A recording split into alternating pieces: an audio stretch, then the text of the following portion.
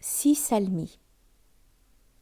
D'après les aperçus sur l'initiation de René Guénon, livre que je connaissais presque par cœur, Gapsi n'était pas encore qualifié pour transmettre l'initiation et ne pouvait être que mon Upagourou. Sisalmi, qui était son ami d'enfance et son frère dans la voie, avait été en même temps que lui initié par un shir en renom. Mais il n'avait pas trouvé en lui le degré de connaissance auquel ils aspiraient. Nous fîmes entre nous le serment que le premier qui trouverait un maître tel que nous le souhaitions en ferait aussitôt part aux deux autres.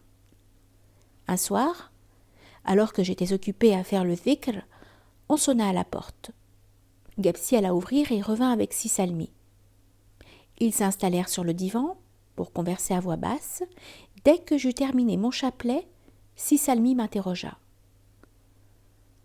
« Avez-vous reçu l'autorisation d'un maître pour faire ce dhikr sur les attributs divins ? Sinon, il vous est interdit. » « Mais dites-moi, reprit-il, comment avez-vous appris ce dhikr ? » Je le mis au courant. « Tu sais que j'ai vécu plusieurs années dans le bled. Une fois, au cours d'une promenade, j'ai vu un homme récitant son chapelet. Je lui ai demandé quel était son dhikr et il me l'a révélé sans hésiter.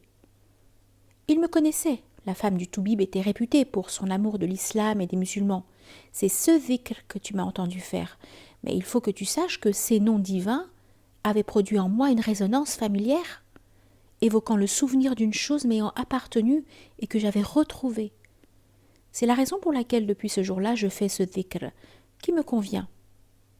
Cependant, je suivrai ton conseil, et je ne le reprendrai que lorsque j'y serai autorisé. » Sisalmi garda le silence. Gapsi avait un léger sourire. Je sentis qu'il savait quelque chose que son ami ignorait.